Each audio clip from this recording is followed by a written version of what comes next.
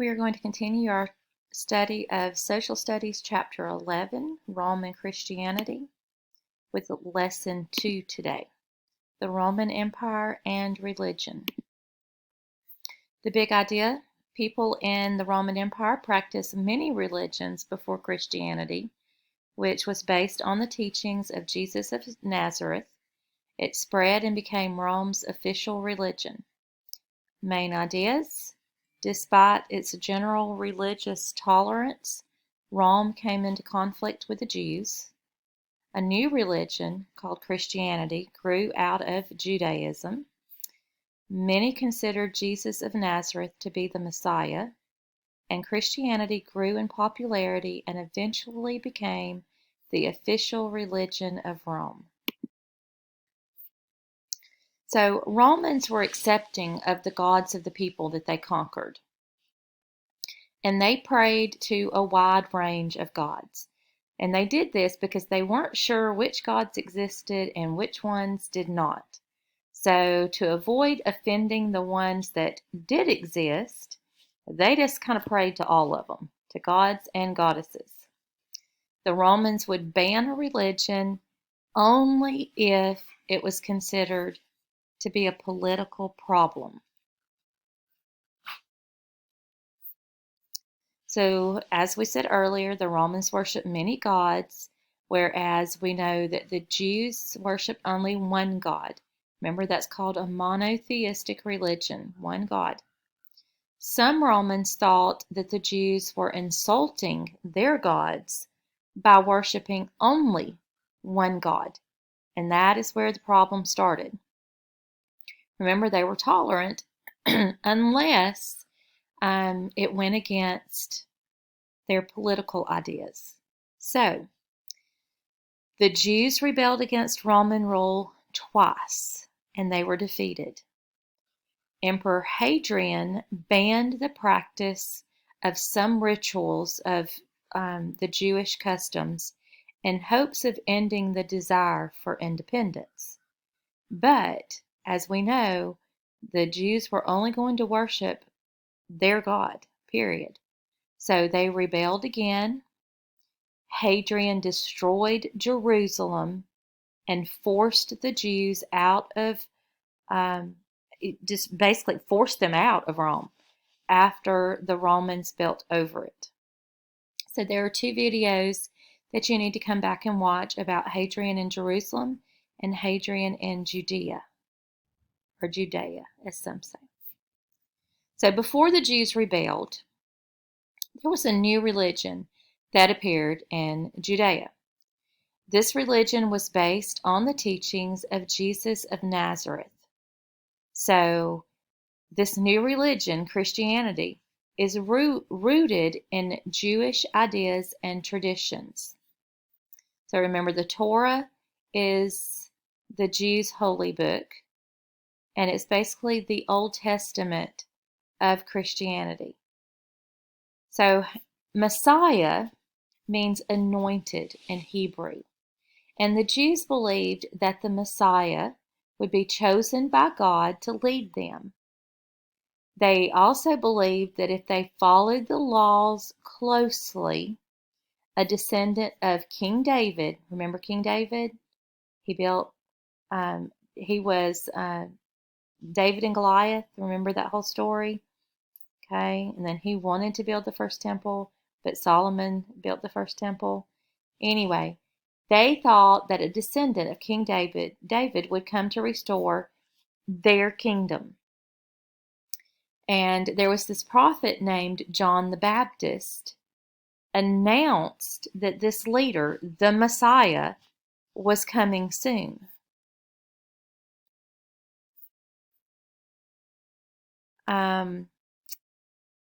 So many considered Jesus of Nazareth to be the Messiah. However, most Jews did not accept this. So there's limited knowledge about Jesus' life, and it's contained in the Bible, which is the holy book of Christianity. And we know the Bible is made up of two parts. So the Old Testament tells the history and ideas of the Hebrew people, and since Christianity is founded upon Jewish beliefs and ideals. The New Testament picks up where Jesus is born and tells about the life and the teachings of Jesus. Now, since most of the Jews did not accept Jesus as Messiah, the Jews don't practice the New Testament. That's why in Christianity you put the Old Testament and New Testament together and you have the Bible, whereas the Jews still just read their holy book, the Torah. So according to the Bible, Jesus was born in Bethlehem to Mary and Joseph. Jesus studied carpentry just like his earthly father, Joseph, and Judaism. Jesus was a Jew. Stories of his teachings and actions make up the beginning of the New Testament in the Bible. His teachings challenged the authority of political and religious leaders, and they eventually arrested him. He was tried and executed by a very common form of execution in Rome called crucifixion. And this is where a person was nailed to a cross. According to Christians, Jesus rose from the dead, something which they called the resurrection. He was resurrected. And after the resurrection, several groups of Jesus' disciples, which simply Jesus' followers, claimed to see him again. So some people called him Jesus Christ, which is how the words Christians and Christianity eventually developed. Christ comes from Christos, which is the Greek word for Messiah. Much of Jesus' message was rooted in older Jewish traditions. Remember, he was a Jew. So love God. So Christianity is a monotheistic religion just like Judaism, and to love other people.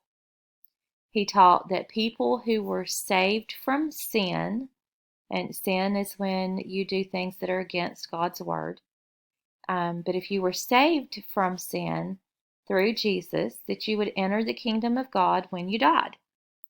He taught and told people how to live in order to reach the kingdom. And over the centuries since Jesus lived, people have interpreted his teachings differently. And this is what created denominations of Christians. So, for example, you have Methodist and Southern Baptist and Episcopalian, and the list goes on. And it's just how they translate the Bible. So we mentioned earlier Jesus' followers, the disciples. Okay, so there were 12 apostles or disciples, and these were people that Jesus chose to pass along his teachings. They were Jesus' closest followers while he was alive. Peter became the leader of this group of Christians after Jesus died. And of course, the writers of the Gospels, Matthew, Mark, Luke, and John. And St. Paul was also known as Paul of Tarsus. He did not like Christianity at first, but he converted later, and he actually became one of the most important figures in the spread of Christianity.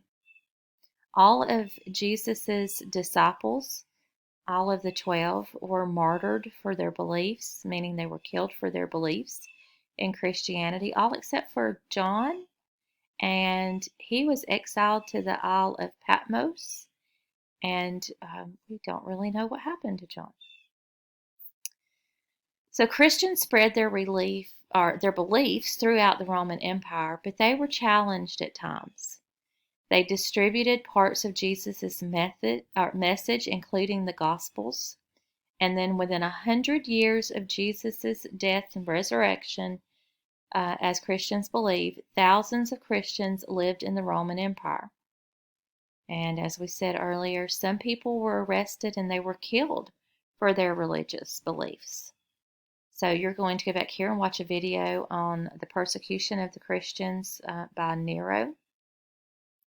This shows the spread of Christianity between AD 300 and AD 400. So this is after the the year 0.